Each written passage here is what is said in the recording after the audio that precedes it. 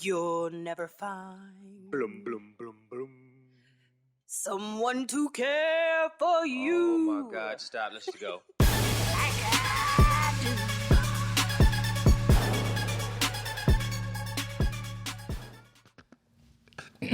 Act right. Act right.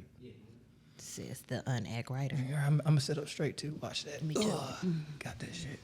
Now I'm taller than the microphone. Can you still talk in your mic? You don't tell me what to do. These people tell me what to do today. You got to wait until it's over. Then you tell me what to do again. And maybe I'll listen.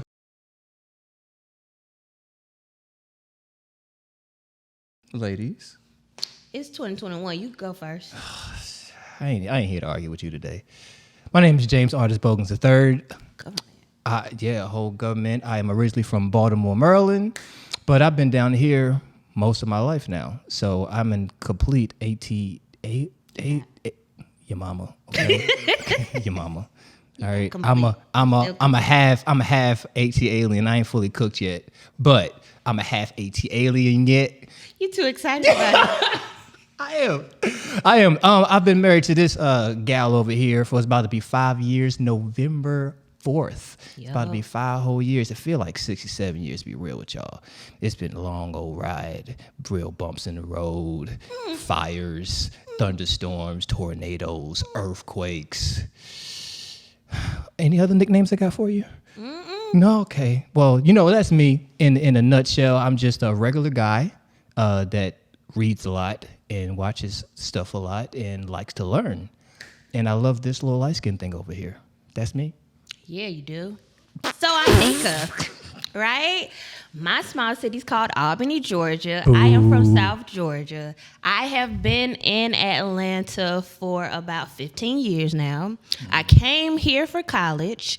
What else y'all want to know about me? How did I get here? Let's see what else. Yeah, we've been married for almost 5 years. I don't know what he's talking about. It's been lilies and daisies for me. I wake up in the morning blessed, and I thank God for him. Yeah. I like people. I'm an extrovert, but COVID has made me extremely introverted. So don't touch me or talk to me. I think that's about it for me. If that wasn't the most light-skinned thing you have ever said today. You're welcome. I have more. Let's see. No. What's up, Fred? Back to you.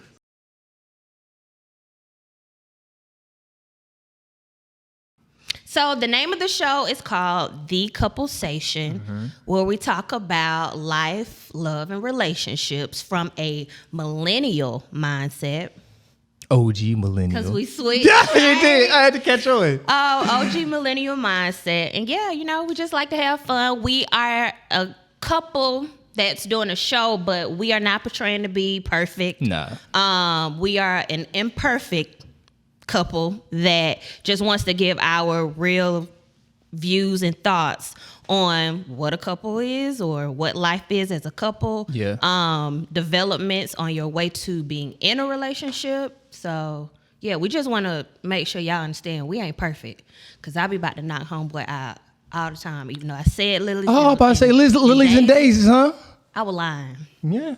It's all good. But yeah, like any way that we can help other people, other couples, whether they're married or not, with our life, we all for it. Definitely all for it. It's something that we've known we would do together for a long time. We just never knew like the platform we would do it in. So we're incredibly thankful for Epic Radio for providing a platform for us. Definitely.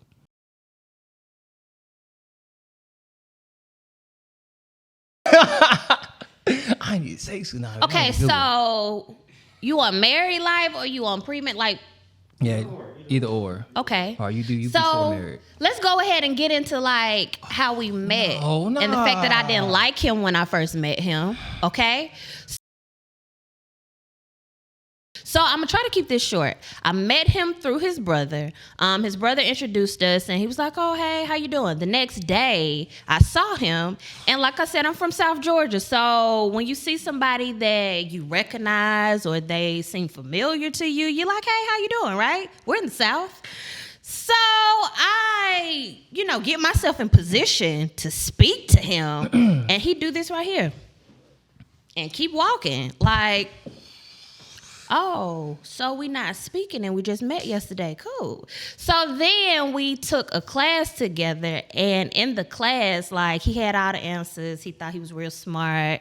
The teacher always called on him, and I was like, oh, so that's the problem. You think you that dude, like you that kind of dude, because you think you the dude. Oh boy. Cool. So fast forward, I didn't talk to him for 7 years. And yeah, after 7 years, we became friends, and then the rest is history. I don't even know if you remember You better this. not tell all my No, I don't even know if you remember this, but we are at dinner one day with, I don't even know who we at dinner with, but it's a lot of people. Okay. And we got this thing where if one of us walks out of the house without our wedding ring, we a hoe, right? Say, oh, you a hoe today, right? So on that day, I was the hoe.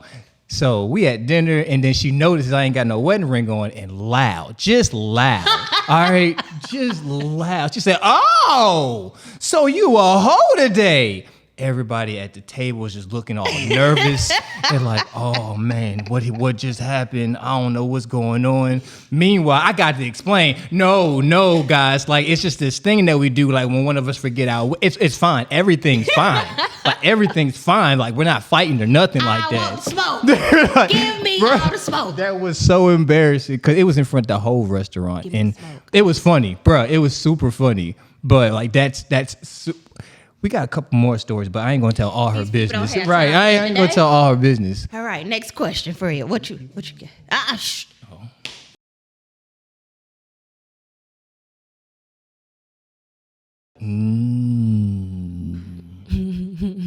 I got you, girl. I got you. I don't want you to have.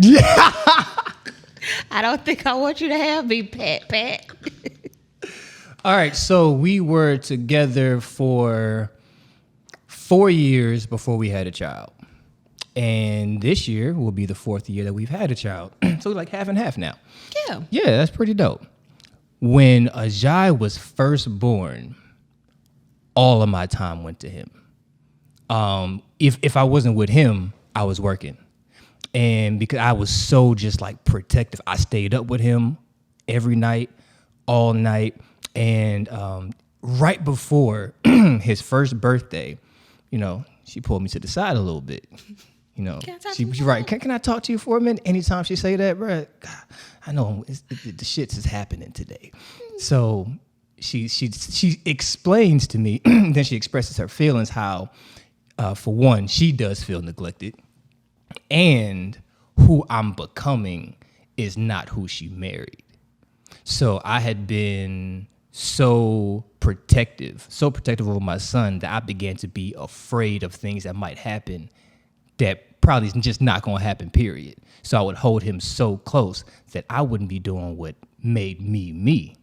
So she pulled me to the side and she told me all of that. And I was just sitting there like, shit, you right. Yo. You right. And like that really messed with me because like this whole time in my mind, I'm thinking, oh man, I'm killing this shit. Father of the year. And I forgot about the whole husband part. Forgot about the whole human being part. So like I had given all of myself to my son. There was nothing left for me, and there was nothing left for my wife. That was a huge transitioning point for me mentally. And like that was like one of the huge differences. Like, okay, I have to make room for more things now. Like it can't just be one or one or the other. It has to be, I have to make room. And that was a big, big lesson for me.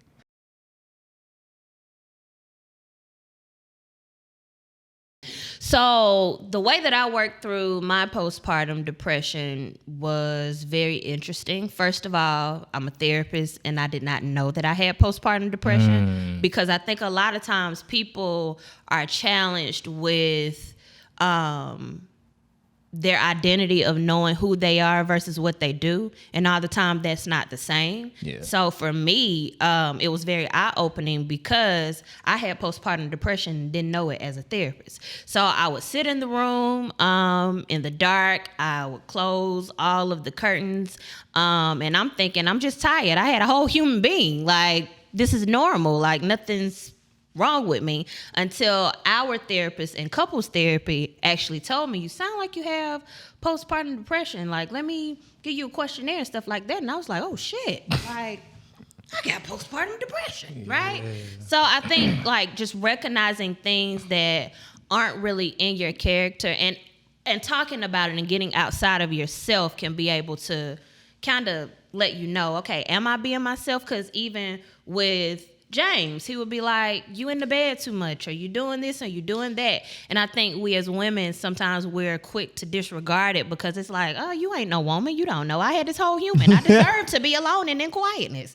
But I think when we open ourselves up and listen to people and start hearing that we're working and operating outside of ourselves, that could be a great key to kind of see that, well, yeah, something is off. Maybe I need to talk to somebody or get some help from someone outside of what's familiar. But those familiar people will bring your awareness to what it is that you need to hear and what you can be able to know about yourself that you're unaware of. So, All right. What's up, y'all? Heat here. Neka B. And we are the Couplesation. That's right. And we are here on Epic Radio every Monday night at 9 p.m. So tune in. This is Epic Radio. Where everything is epic. Bow, bow.